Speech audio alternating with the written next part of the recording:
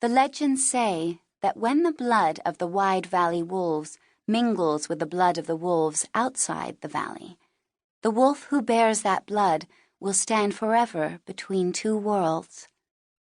It is said that such a wolf holds the power to destroy not only her pack, but all of wolfkind.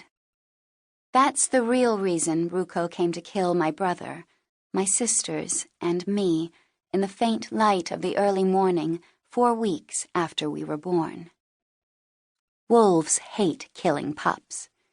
It's considered unnatural and repulsive, and most wolves would rather chew off their own paws than hurt a pup. But my mother never should have whelped us.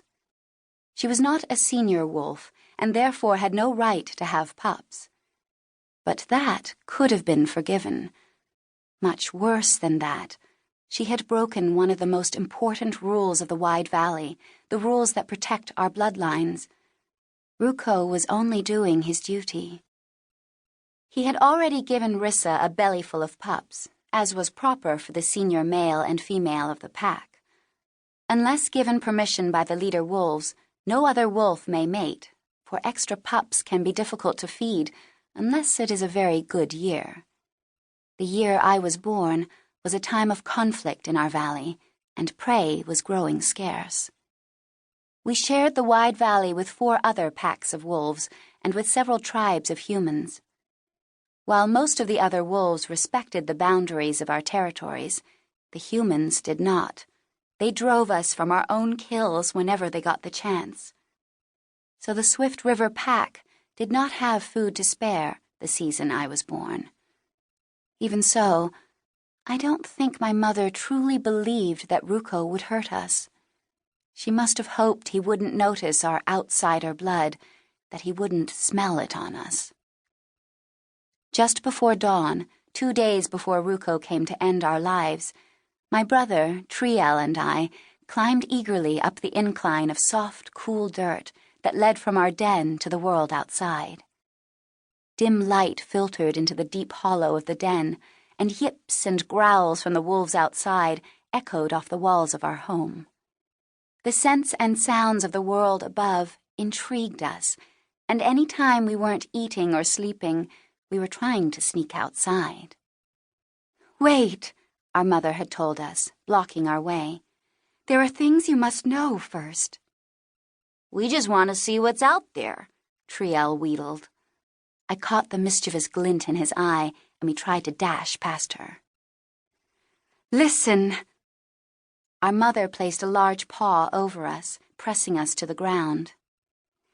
"Every pup must pass inspection to be allowed into the pack. If you do not pass, you do not live. You must listen to what I teach you." Her voice, usually soft and comforting, held a worried tone I'd never heard before.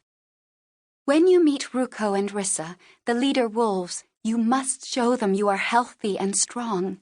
You must prove that you are worthy to be part of the Swift River Pack, and you must show them respect and honor." She released us, gave us one more worried look, and bent to wash my sisters, who had followed us up to the mouth of the den. Triel and I retreated to a corner of the warm den to plan what we would do to become part of the pack.